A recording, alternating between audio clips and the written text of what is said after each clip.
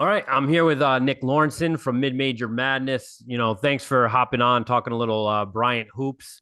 I want to kind of get right to it. My opinion on Bryant, I know it's early, but I think with the guys that have been brought in, I feel like they have a very high ceiling, one of the highest ceilings of a mid major team. But they also have to come together. What are your thoughts on just kind of the talent that Grassl's brought in? Yeah, I mean, he does it every transfer cycle. He brings all these dudes in, just picks them up. And there was a couple seasons ago, it might have been last offseason. He sent out like 70 offers to recruits too. So he's hitting that really hard. And it's like that thing my uncle told me, you can send out 60 offers or you can ask 60 girls to prom and one responds and you're good. Yep. So if he gets one of these 5 stars a hit, it's good. And he's kind of got that in the transfer portal. I mean, Earl Timberlake comes in. He's been really good. He's at Charles Pride, who's been there forever. He's been their rock.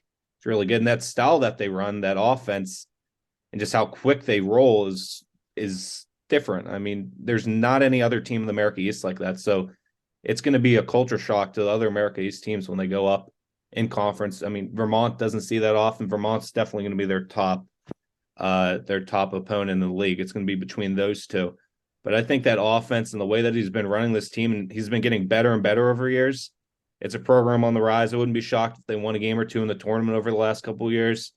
They came from literally nothing when he first got there. There was no one there. I was talking to I had a coffee with their old SID a couple months ago, and he was like, we had a game on, I believe it was New Year's Day or New Year's Eve, and there were like 27 people in the crowd, and he put a zero in the middle of it. So to see that place rocking like it is now, to see all the high quality players they have coming in, the style they run, and them just competing in every game, it's awesome to see what Jared's built over there in Rhode Island. Absolutely. Yeah. I mean, I've said it many times. I kind of sound like a broken record, but yeah, from where the program was to now, it's quite remarkable. You'd be hard pressed to find any other, I would say, really school in the nation, coming from D2 to D1, him taking over with 4 wins. It's quite impressive. Is there a guy? I look at their roster. You have Latimer, you have Timberlake, Pride, Kramer, Hawkins hasn't even played yet. He's hurt. Is there a guy for you that you think can take Bryant to the next level if he buys in, and he reaches his ceiling? I mean, Earl Timberlake, yeah, he's a 5 star guy. He's only a junior, so if he wants to stay at Bryan, he can stay at Bryan and really build something over the next couple of years.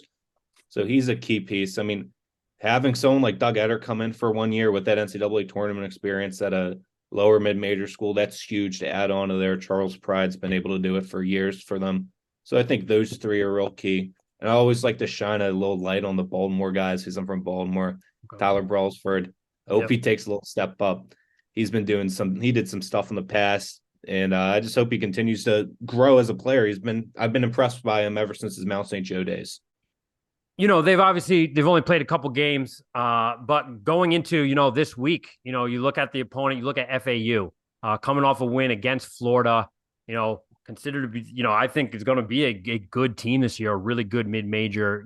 What do you know about FAU, and how do you think that game will be kind of like a marker to see where Brian is early on? Yeah, they're super deep. When they're healthy, they're going to probably be one of the best teams in the Conference USA. And like you mentioned, they beat Florida yesterday. That was a huge one. They came from behind. They went on about an 18-0 run. And Michael Forrest, that was his first big game for them since he's been healthy. So when he's healthy, that's big for them because they run a lot of guys. This Vladislav Golden kid they have, 7'1" European kid. There was lots of question marks. Like, is he just down there for size? But he's been great this year. I mean, he has a 12.8% offensive rating. That's good for top 200 in the country. His block percentage is 5.4. He's a major contributor early on. So they have all these guard pieces. They run 4 guards and they have that guy in the center and they're really deep. So I expect them to turn some heads. I think they're going to be much better than a lot of people put them out to be. I have them in the middle of my mid-major rankings. I think that they could, if they have a good enough non-conference, win what they're supposed to, there's a good chance that they could flirt for a at-large bid.